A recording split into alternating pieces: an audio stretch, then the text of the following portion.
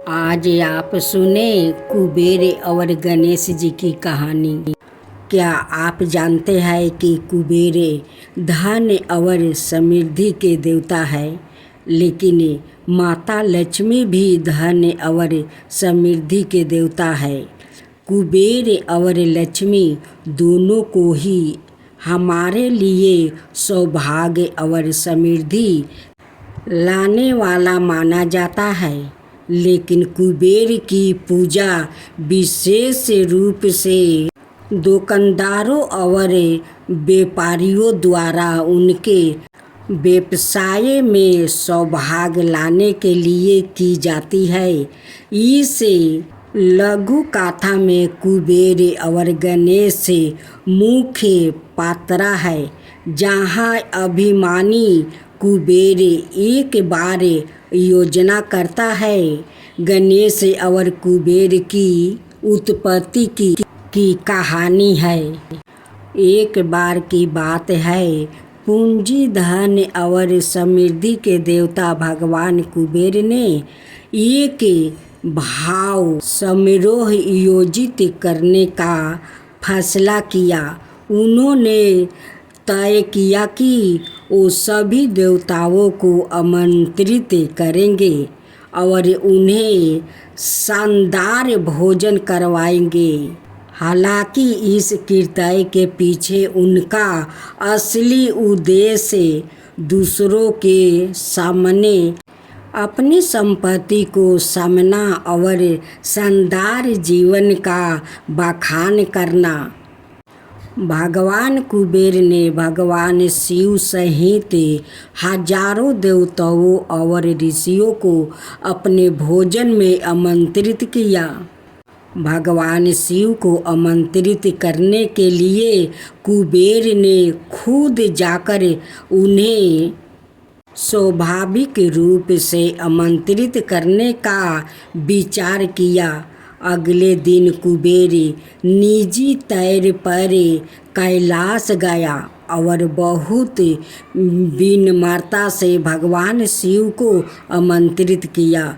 सबसे महान शिव जानते थे कि कुबेर का अपने धन का दिखावा करने का असली मकसद था क्या है, इसलिए उन्होंने कुबेर को सबके शिव आने की भोजन बनाई।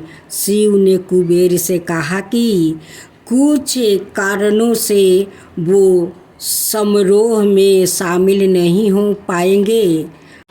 हालांकि उनके प्रिय पुत्र गणेश निश्चित किया वो उनका अच्छे से ख्याल रखे और उन्हें खुश रखे। भगवान कुबेर सहमत हो गया और पार्टी की तैयारियां और अन्य कामों के लिए चले गए। अगले दिन सभी लोग पार्टी में आए और भगवान कुबेर के धन और विलासिता को देखकर आश्चर्यचकित हो गए। छोटे गणेश भी पार्टी में आया। कुबेर ने सवाए गणेश का दरवाजे पर स्वागत किया और उन्हें महल के अंदर ले गया।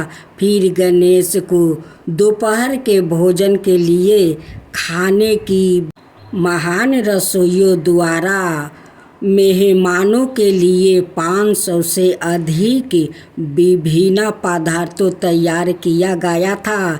जैसे ही गणेश ने खाना शुरू किया, सभी उन्हें देखकर हैरान रह गया। भगवान गणेश ने एक ही घंटे में सारा खाना खा लिया और खाना मांगा। कुबेर ने और भोजन लाने का आदेश दिया। ठीक इसी तरह गणेश ने उन्हें परोसा गया। सारा भोजन खा लिया। कुछ ही मिनटों में उन्होंने आए मेहमानों के लिए रखा सारा खाना भी साफ कर दिया। भगवान कुबेर चिंतित और परेशान थे क्योंकि सारा खाना खत्म हो गया था और छोटे गणेश अभी भी और मांग रहे हैं। भगवान कुबेर ने विनम्रता से गणेश को समझाया कि जब तक रसोइयों और भोजन तैयार ना कर ले तब तक प्रतीक्षा करे, लेकिन उन्होंने ऐसा करने से मना कर दिया और गुस्से में और भोजन मांगने लगे। कुछ ही समय में भगवान गणेश ने महल में रखी प्लेट, कटोरी, मंच, कुर्सियों और अन्य सभी विलासिता की वस्तुओं खाना शुरू कर दिया। भगवान कुबेर तुरंत शिव के पास गया, उन्हें पूरी कहानी सुनाई और मदद मांगी। शिव ने उनकी कहानी सुनी और उन्हें प्यार, दया और प्रेम की भावना के साथ गणेश को मुट्ठी भर भुने हुए चावल परोसने के लिए कहा। भगवान कुबेर महल में वापस गया और प्यार और स्नेह के साथ भगवान गणेश को मुट्ठी भर भुने हुए चावल दिया। अंत में गणेश जी का पेट भर गया और उन्होंने भगवान कुबेर को धन्यवाद दिया। कुबेर समझ गया कि शिव का वास्तव में क्या मतलब था और उन्हें सबक मिल गया। गणेश और कुबेर की कहानी से सीख क्या मिला?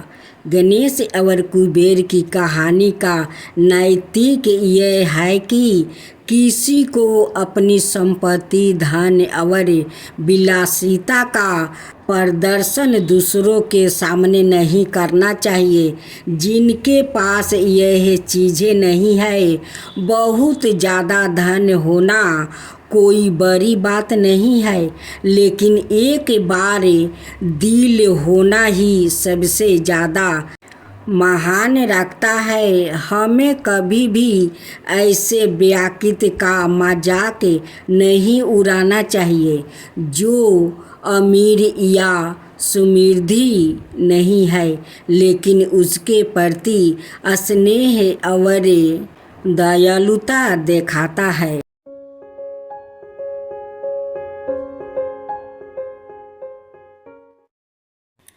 आज आप सुने गणेश जी की खीर की कहानी।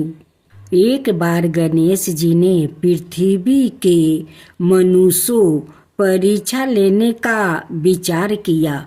वो अपना रूप बदलकर पृथ्वी पर भ्रमण करने लगे।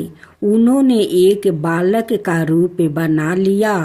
एक हाथ में एक चम्मच में दूध ले लिया और दूसरे हाथ में एक चिमटी चावल ले लिया और गली गली घूमने लगे। साथ ही साथ आवाज लगाते चल रहे थे, कोई मेरे लिए खीर बना दे, कोई मेरे लिए खीर बना दे। कोई भी उन पर ध्यान नहीं दे रहा था, बल्कि लोग उन पर हंस रहे थे। लगातार एक गांव के बाद दूसरे गांव इसी तरह चक्कर लगाते हुए पुकारते रहे, पर कोई खीर बनाने के लिए तैयार नहीं था। सुबह से शाम हो गई, गणेश जी लगातार घूमते रहे। एक बुढ़िया थी, शाम के वक्त अपनी झोपड़ी के बाहर बैठी हुई थी। तभी गणेश जी वहां से पुकारते हुए निकले कि कोई मेरी खीर बना दे, कोई मेरी खीर बना दे। बुढ़िया बहुत कोमल हृदय वाली स्त्री थी। उसने कहा, बेटा मैं तेरी खीर बना देती हूँ। गणेश जी ने कहा, माई अपने घर में से दूध और चावल लेने के लिए बर्तन लाओ। बुढ़िया एक कटोरी लेकर जब झोपड़ी से बाहर आई तो गणेश जी ने कहा, अपने घर का सबसे बड़ा बर्तन लेकर आओ।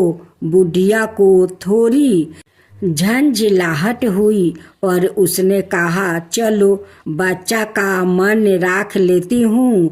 और अंदर जाकर वो अपने घर सबसे बड़ा पतीला लेकर बाहर आई। गणेश जी ने चम्मच में से दूध पतीले में ढालने शुरू किया। तब बुढ़िया के आश्चर्य की सीमा नहीं रही जब उसने देखा दूध से पूरा पतीला भर गया है। एक के बाद एक वो बर्तन झोपड़ी से बाहर लाती गई और उसमें गणेश जी दूध भरते चला गया। इस तरह से घर के सारे बर्तन दूध से लबलाब भर गया। गणेश भगवान ने बुढ़िया से कहा, मैंने स्नान करके आता हूँ, तब तक तुम खीर बना लो, मैं आपस आकर खाऊंगा। बुढ़िया ने पूछा, मैं इतनी सारी खीर का क्या करूँगी? इस पर गणपति जी बोले, सारे गांव को दावत दे दो। बुढ़िया ने बड़े प्यार से मन लगाकर खीर बनाई। खीर की भीनी भीनी मीठी मीठी खुशबू चारों दिशाओं में फैल गई। खीर बनाने के बाद वो हर घर में जाकर खीर खाने का न्योता देने लगी। लोग उस पर हंस रहे थे। बुढ़िया के घर में खाने को दाना नहीं और यह सारे गांव को खीर खाने की दावत दे रही है। लोगों को कतहूल हुआ और खीर की खुशबू से लोग घींचे चले आ गए। लो सारा गांव बुढ़िया के घर में इकट्ठा हो गया। जब बुढ़िया की बहू को दावत की पता मालूम हुई तो तब वो सबसे पहले वहां पहुंच गई। उसने खीर से भरे पतीलों को जब देखा तो उसके मुंह में पानी आ गया। उसे बड़ी जोर से भूख लगी हुई थी।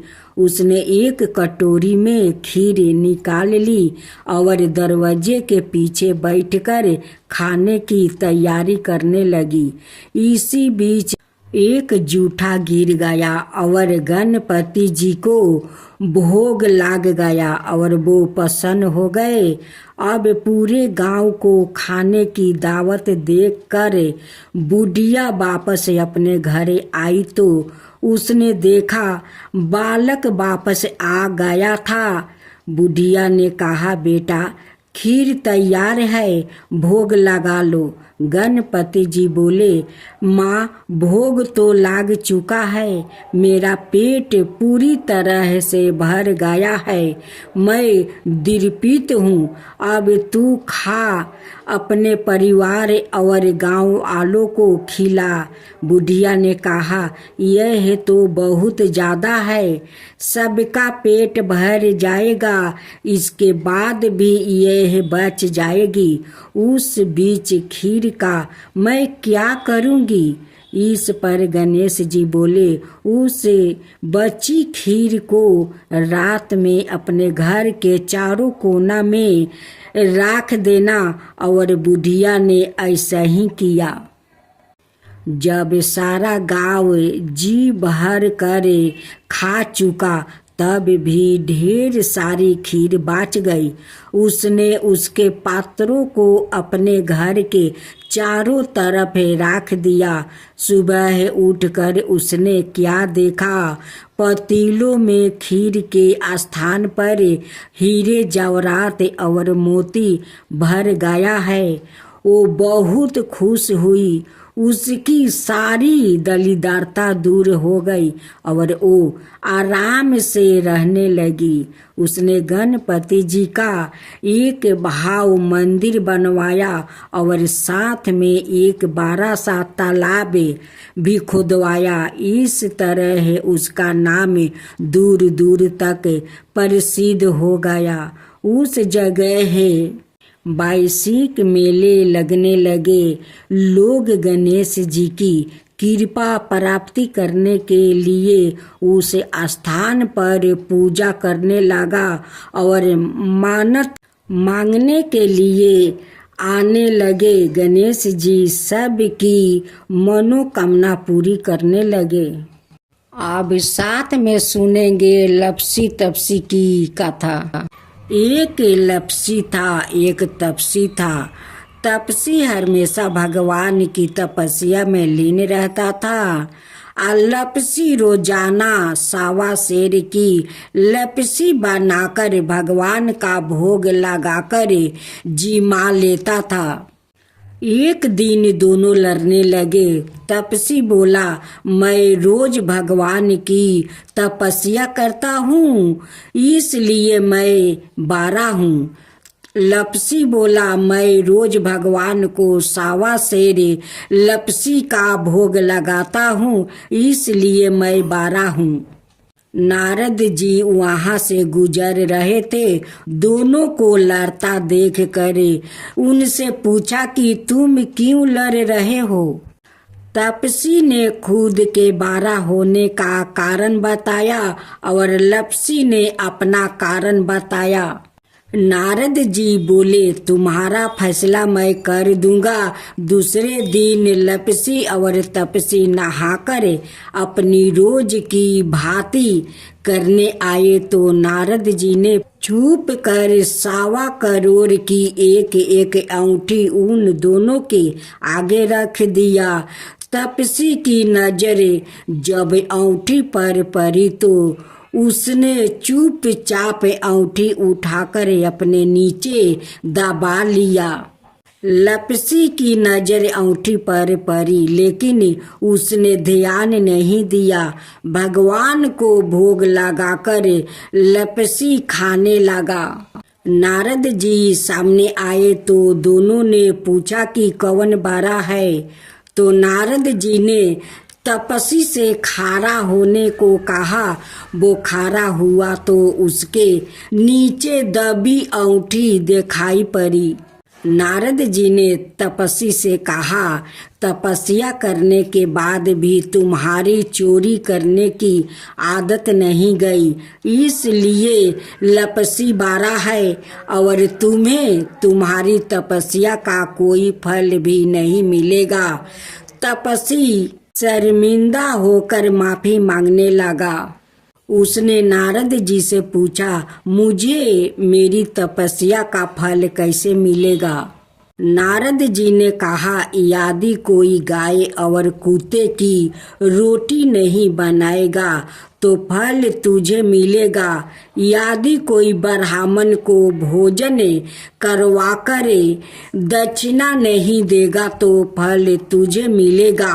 यदि कोई साड़ी के साथ ब्लाउज नहीं देगा तो फल तुझे मिलेगा। यदि कोई दिए से दिया जलाएगा तो फल तुझे मिलेगा। यदि कोई सारी कहानी सुने लेकिन तुम्हारी कहानी नहीं सुने तो फल तुझे मिलेगा। उसी दिन से हर व्रत कथा कहानी के साथ लपसी तपसी की कहानी भी सुनी और कही जाती है। अब आप सुने पीपल पथवारी माता की व्रत कथा। एक बुढ़िया थी, उसने अपनी बहू से कहा, तू दूध दही बेच के आ। वो बेचने गई तो रास्ते में औरतों पीपल पथवारी सींच रही थी। उसको सींचता देख कर बहू ने पूछा कि तुम यह क्या कर रही हो। औरत बोली कि हम पीपल पथवारी सींच रही हूँ, इसे सींचने से हमें अन्न और धन देती है। 12 बरस का बिछड़ा हुआ पति मिल जाता है। बहू बोली, ऐसी बात है तो तुम पानी से सींचती हो तो मैं दूध से सींचूंगी। गुजरी बहू रोजाना दूध दही बेचने नहीं जाती है।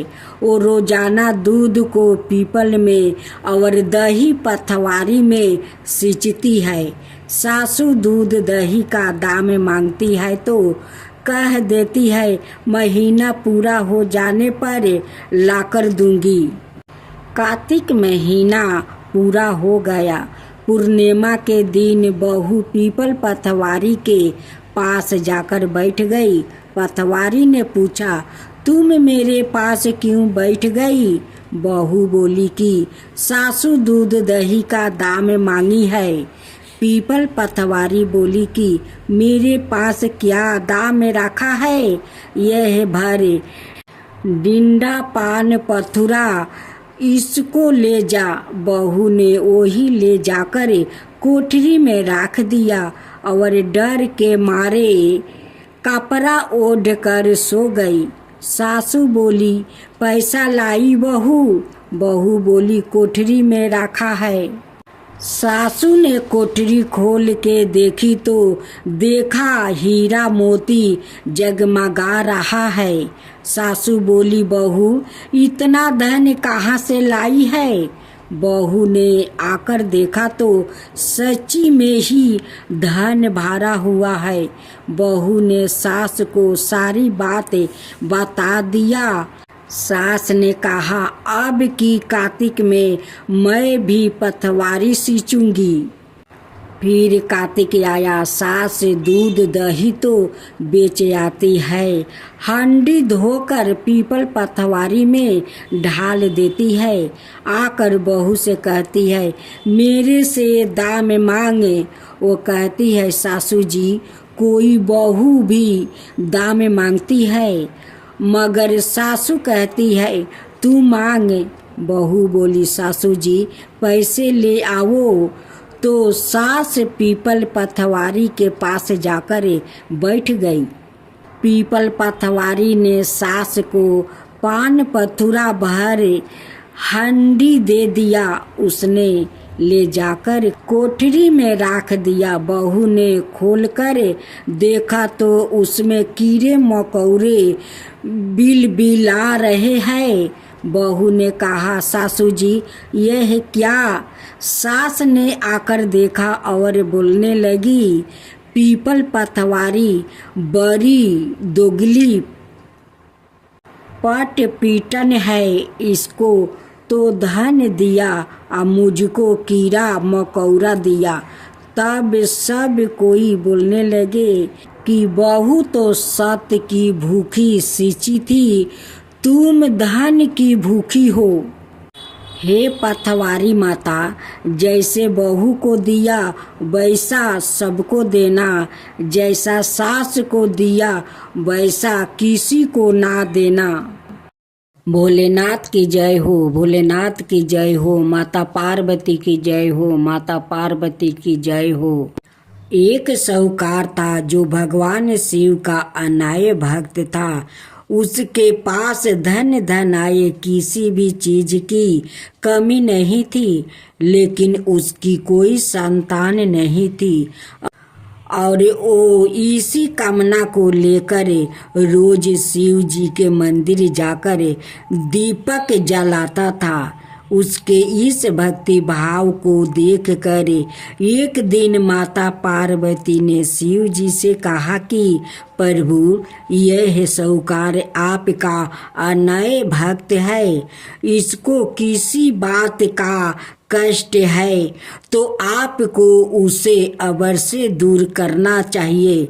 शिव जी बोले कि हे पार्वती, इस साहूकार के पास पुत्र नहीं है, यह इसी से दुखी रहता है। माता पार्वती कहती है कि हे ईश्वर, कृपा करके इसे पुत्रा का वरदान दे दीजिए। तब भोलेनाथ ने कहा कि हे पार्वती, साहूकार के भाग्य में पुत्रा का योग नहीं है।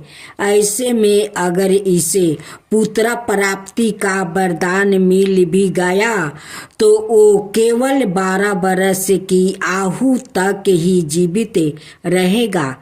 यह सुनने के बाद भी माता पार्वती ने कहा कि हे प्रभु, आपको इस साहूकार को पुत्र का वरदान देना ही होगा। अनाथ भक्त क्यों आपकी सेवा पूजा करेंगे।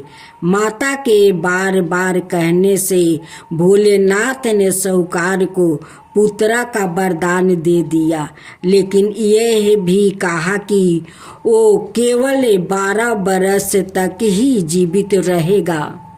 साहूकार यह सारी बातें सुन रहा था, इसलिए उसे ना तो खुशी हुई और ना ही दुख। वो पहले की तरह भोलेनाथ की पूजा अर्चना करता रहा। उधर सेठानी गर्भवती हुई और 9 महीने के बाद एक सुंदर सा बालक की प्राप्ति हुई। परिवार में खूब उत्साह मनाया गया, लेकिन साहूकार पहले ही की तरह रहा और उसने लड़का की 12 बरस की आहू का जिक्र किसी से भी नहीं किया। जब बालक 11 बरस की आहू हो गई तो एक दिन साहूकार की सेठानी ने बालक के विवाह के लिए कहा, तो साहूकार ने कहा कि वो अभी बालक को पढ़ने के लिए काशी जी भेजेंगे। इसके बाद उसने बालक के मामा जी को बुलाया और कहा कि इसे काशी पढ़ने के लिए ले जाओ और रास्ते में जिस भी स्थान पर रुकना वहाँ यज्ञ करते और ब्राह्मणों को भोजन कराते हुए आगे बढ़ना। उन्होंने भी इसी तरह करते हुए जा रहे थे कि रास्ते में एक राजकुमारी का विवाह था। जिससे उसका विवाह होने वाला था वो एक आंख से काना था। तो उसके पिता ने जब अति सुंदर साहूकार के बेटे को देखा तो उनके मन में आया कि क्यों ना इसे ही घोड़ी पर बैठाकर शादी के सारे कार्य संपन्न करवा लिया जाए। तो उन्होंने मामा से बात की और कहा कि इसके बदले में वो अथाह धन देंगे। तो वो भी राजी हो गया। इसके बाद साहूकार का बेटा विवाह की वेदी पर बैठा और जब विवाह कार्य संपन्न हो गया तो जाने से पहले उसने राजकुमारी की चदरी के पल्लू पर लिखा कि तेरा विवाह तो मेरे साथ हुआ, लेकिन जिस राजकुमार के साथ भेजेंगे वो तो एक आँख का काना है। इसके बाद वो अपने मामा के साथ काशी के लिए चल गया। उधर जब राजकुमारी ने अपनी चुनरी पर यह लिखा हुआ पाया तो उसने राजकुमार के साथ जाने से मना कर दिया। तो राजा ने भी अपनी पुत्री को बारात के साथ विदा नहीं किया। बारात वापस लौट गई। उधर मामा और भांजे काशी पहुंच गए थे। एक दिन जब मामा ने जग रचा रखा था और भांजा बहुत देर तक बाहर नहीं आए तो मामा ने अंदर जाकर देखा तो भांजे का प्राण निकल चुके थे। वो बहुत परेशान हुए, लेकिन सोचा कि अभी रोना पीटना मचाया तो ब्राह्मण चल जाएंगे और यज्ञ का कार्य अधूरा रह जाएगा। जब यज्ञ संपन्न हुआ तो मामा ने रोना पीटना शुरू किया। उसी समय शिव पार्वती उधर से जा रहे थे तो माता पार्वती ने शिव जी से पूछा, हे प्रभु, यह कौन रो रहा है। तभी उन्हें पता चलता है कि यह तो भोलेनाथ के आशीर्वाद से जन्म जन्म हुआ साहूकार का पुत्रा है। तब माता पार्वती कहती है कि हे स्वामी, इसे जीवित कर दीजिए। अनाथ रोते रोते इसके माता पिता के प्राण निकल जाएंगे। तब भोलेनाथ ने कहा कि हे पार्वती, इसकी आहु इतना ही थी, सो वो भोग चुका है। लेकिन माँ के बार बार आग्रह करने पर भोलेनाथ ने जीवित कर दिया। लड़का ओम नमः शिवाय करते हुए उठा और मामा भांजे दोनों के ईश्वर को धन्यवाद दिया और अपनी नगरी की ओर लौटा। रास्ते में वही नगर पारा और राजकुमारी ने उन्हें पहचान लिया। तब राजा ने राजकुमारी को साहूकार के बेटे के साथ बहुत सारे धन धनाये के साथ विदा किया। उधर साहूकार और उसकी पत्नी छत पर बैठे थे।